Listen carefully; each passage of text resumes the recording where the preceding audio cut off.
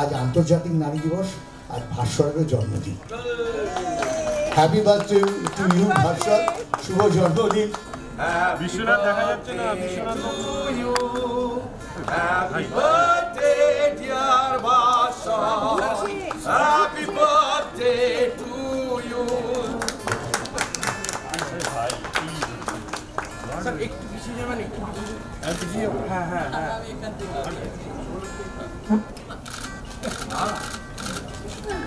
দেখতে হয়ে যাবে। Good afternoon. যারা এখানে এসেছেন, সৌরভ প্লিজ সামনে আয়। যারা এখানে এসেছেন সবাইকে অসংখ্য ধন্যবাদ, কারণ তারা সবাই বই ভালোবাসেন বলে, আমাকে ভালোবাসেন বলে এসেছেন।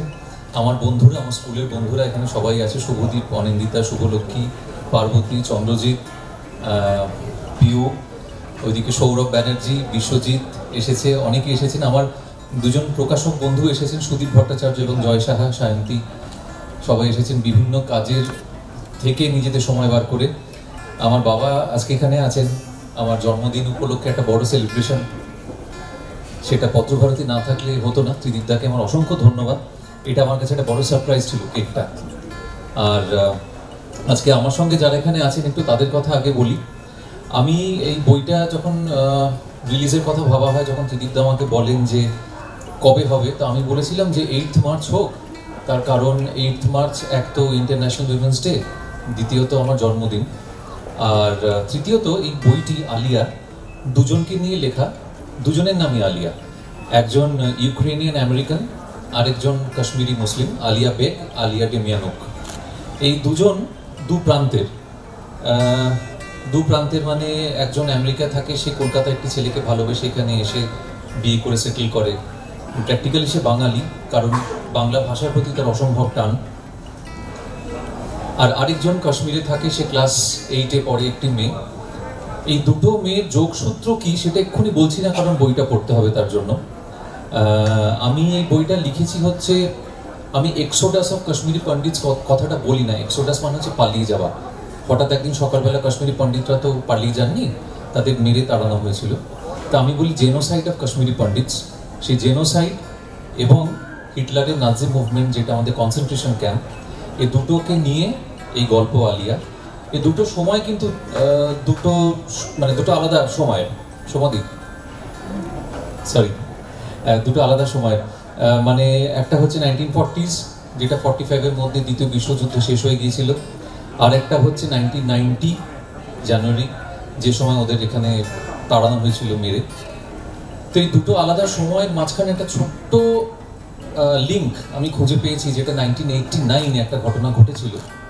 সেটা কলকাতায় ঘটেনি অবশ্যই, সেটা আমার ফিকশন, কিন্তু একটা ঘটনা ঘটেছিল যেখান থেকে একটা লিঙ্ক আমি পেয়েছি, এবং সেই লিঙ্কটা ধরে আমি বইটা লিখেছি। তো আমি যখন প্রথম দিন আমাকে ত্রিদীপদা ডাকেন একটা ছোট মিটিং করার জন্য ওনার অফিসে, তাতেই আমি অত্যন্ত উত্তেজিত হয়ে গেছিলাম। বাবাকে বলেছিলাম যে বাবা, পত্রভারতী থেকে আমাকে ডেকেছে। তো বাবা বলে হ্যাঁ যা, এতে ভাবার কি আছে না। আমি ভাবছি আমি কি লিখবো, যাওয়াটা তো ফ্যাক্টর নয়। তো যাই হোক, আমি যখন উনি আমাকে বললেন যে ভাস্বর তুমি আমাদের একটা গল্প দাও, কি দিতে পারো, তো আমি এইটা বললাম যে আমি যদি এরকম একটা গল্প লিখছি, অলরেডি প্রসেসের মধ্যে আছি, যদি এরকম একটা কিছু দিই। তো উনি বললেন যে হ্যাঁ নিশ্চয়ই দাও, খুব ভালো হবে তাহলে। তো তারপর এটা দিলাম, এবং এরপরে আমি আমার সঙ্গে যারা আজকে আছেন এখানে, আমার মানে আমার অতিথিরা যারা, আমি আজকে চেয়েছিলাম এমন অতিথিরা আসুক বইটা উদ্বোধন করতে যারা আমার বই পড়েছেন। শ্রীকান্ত মঞ্জুলের রহস্য, তারপরে মহারানী দীপদা, সবকটা পড়েছি, এবং পড়েছি মানে গোগ্রাসে গিলেছি, ওটাকে ঠিক পড়া বলে না, ওটা গোগ্রাসে গিলেছি। এবং আমার যেটা সব থেকে ভালো লাগে, ভাস্বরের এই যে প্লট যে কনস্ট্রাক্ট করে, তার সেটা যে এত লজিক্যাল, সেটা যে এত বিশ্বাসযোগ্য, এবং যে গতিতে ভাস্বরের গল্প এগোয়, যে ভাষায় ভাস্বরের গল্প এগোয়, এত সুন্দর প্রাঞ্জল ভাষা, এত সহজ সরল তার গতি, মানে বইটা একবার নামিয়ে রাখতে ইচ্ছে করে না। আমি খেতে খেতে পড়ছি, দাঁড়িয়ে দাঁড়িয়ে পড়ছি, কাজ করে রান্না করতে করতে পড়ছি, রিহার্সালে যাওয়ার আগে পড়ছি, নাটকের পরে পড়ছি, সব সময় পড়ছি না ভাস্বরের বই।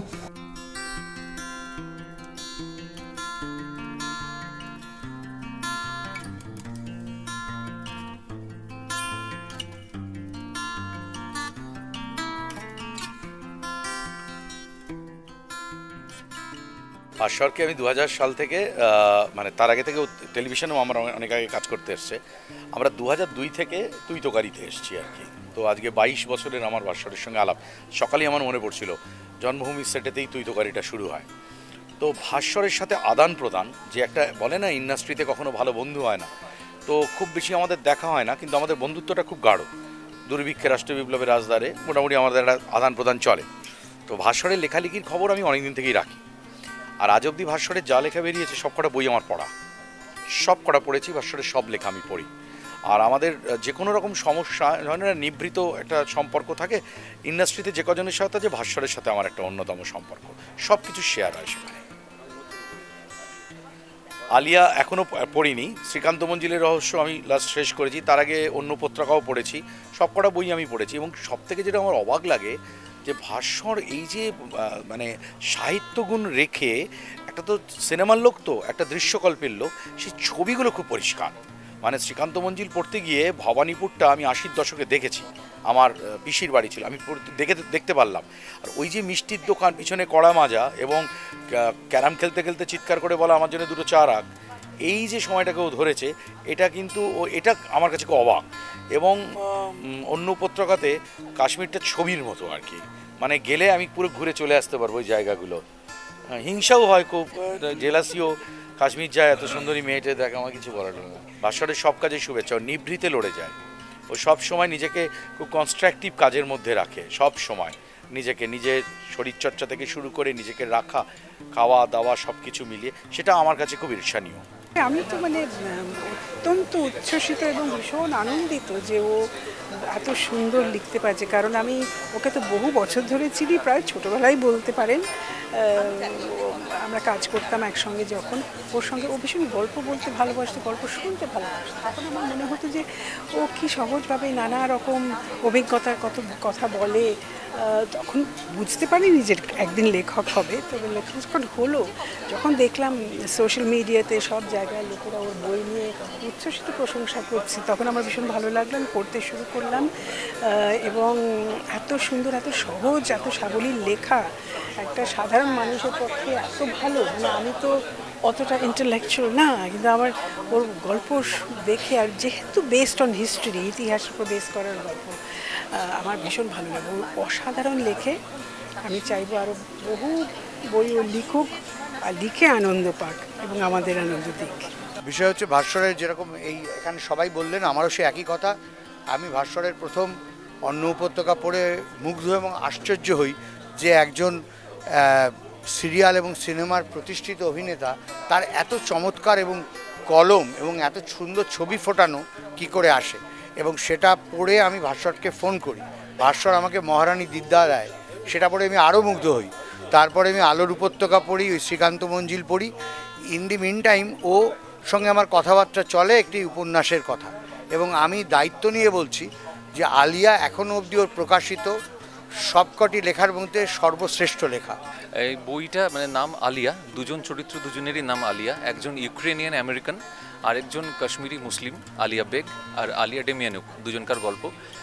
দুটো প্রান্তের গল্প। গল্পটা হচ্ছে একদিকে হিটলারের নাজি মুভমেন্ট এবং কনসেন্ট্রেশন ক্যাম্প নিয়ে, আর আরেকদিকে হচ্ছে জেনোসাইড অফ কাশ্মীরি পন্ডিটস।